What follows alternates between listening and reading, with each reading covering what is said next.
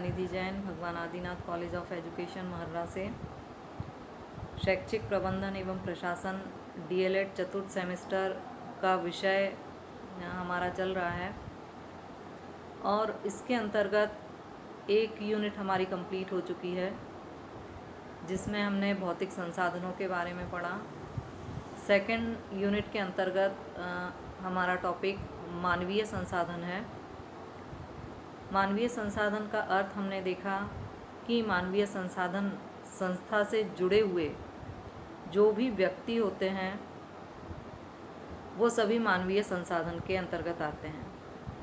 चूँकि हम यहाँ पर बात कर रहे हैं विद्यालय संगठन की, तो विद्यालय संगठन में मानवीय संसाधन विद्यालय के जो प्रमुख प्रधानाध्यापक, अध्यापक, छात्र और समुदाय, ये 4 मानवीय संसाधन विद्यालय के अंतर्गत आते हैं।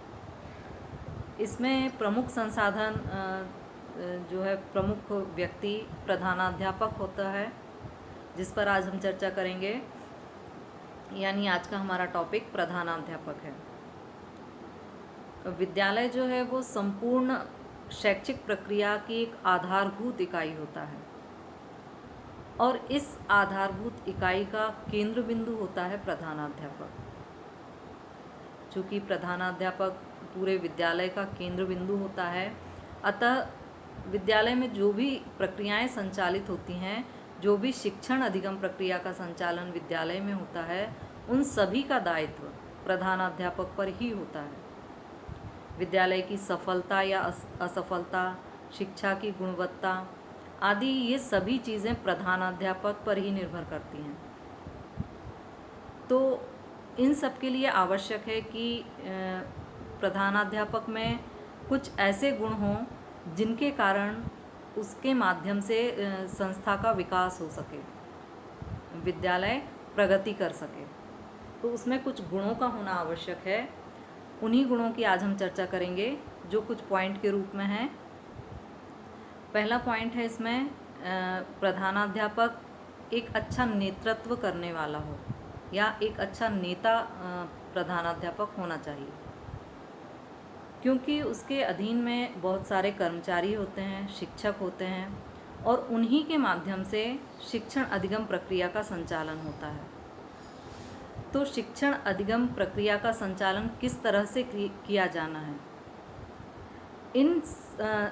इसके लिए सभी शिक्षकों को और कर्मचारी गणों को मार्गदर्शन की आवश्यकता होती है और उनका मार्गदर्शन का कार्य करता है प्रधानाध्यापक। तो प्रधानाध्यापक में एक नेतृत्व की क्षमता का गुण होना चाहिए ताकि वो अपने अधीनस्थ कर्मचारियों का ढंग से पथ प्रदर्शन कर सके, उनको सही मार्गदर्शन दे सके शिक्षण अधिगम प्रक्रिया के संचालन के लिए। दूसरा पॉइंट है हमारा अच्छा अध्यापक। प्रधानाध्यापक को सबसे पहले एक अच्छा अध्यापक भी होना चाहिए। उसे अपने विषय का ज्ञान होना चाहिए और साथ ही साथ उस विषय की शिक्षण विधियों की सही जानकारी उसे होना चाहिए। चूँकि प्रधानाध्यापक के ऊपर बहुत सारे दायित्व होते हैं और उन दायित्वों के बीच उसका जो समय होता है वो बहुत व्यस्त होता है, उसकी दिनचर्या। तो इसीलिए वो अध्यापन के लिए इतना समय नहीं दे पाता है, लेकिन अपनी व्यस्त दिनचर्या में से कुछ समय निकालकर कुछ घंटे उसे अध्यापन के लिए अवश्य देना चाहिए। अगला पॉइंट है हमारा अच्छा वक्ता। प्रधानाध्यापक को एक अच्छा वक्ता होना चाहिए, चूँकि उसका संबंध समुदाय से, विद्यालय के सभी व्यक्तियों से, शिक्षकों से, छात्रों से, सभी से होता है। अतः उसको अपने विचार व्यक्त करने की क्षमता उसके अंदर होना चाहिए। समुदाय से विद्यालय के संबंध में जो अपने मत हैं वो प्रकट करना आना चाहिए उसे। अपने शिक्षकों के साथ, अपने छात्रों के साथ अपने मतों को प्रकट करने के लिए उसका एक अच्छा वक्ता का होना बहुत आवश्यक है। अतः ये गुण उसमें मुख्य रूप से होना चाहिए। अगला पॉइंट है आदर्श चरित्र। चूँकि प्रधानाध्यापक का चरित्र जो है वो अनुकरणीय होता है, संस्था से जुड़े हुए सभी व्यक्ति, छात्र, शिक्षक उसका अनुकरण करते हैं। अतः उसका चरित्र इस प्रकार का होना चाहिए कि सभी उससे जुड़े हुए व्यक्ति उसे एक आदर्श के रूप में ले सकें, उससे प्रेरणा प्राप्त करें।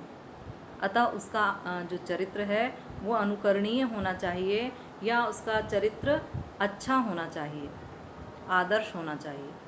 अगला पॉइंट है ज्ञान प्राप्त करने की उत्सुकता व विद्वत्ता।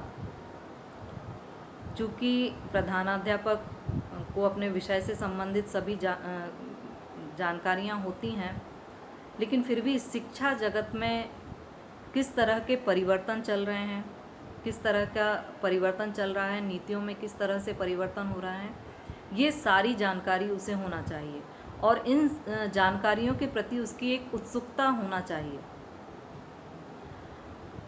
चूँकि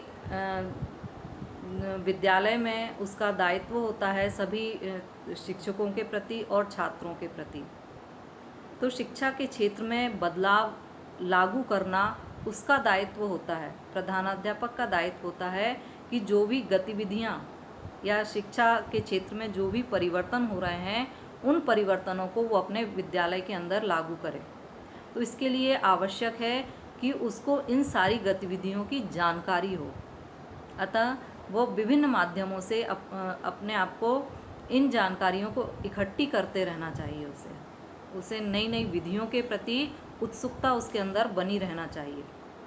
अगला पॉइंट है जनतंत्रीय दृष्टिकोण।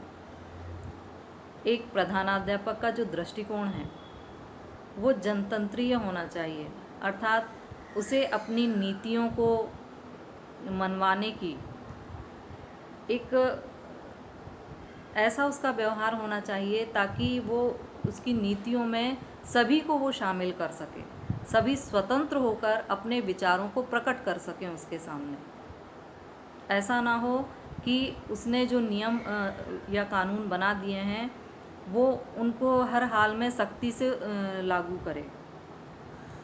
छात्रों को या शिक्षकों को यदि वो अनुचित हैं तो उसको कहने की स्वतंत्रता उनके अंदर होना चाहिए और ये सब सुनने की क्षमता भी प्रधानाध्यापक के अंदर होना चाहिए। तो इस तरह से ये कुछ गुण देखे हमने प्रधानाध्यापक के।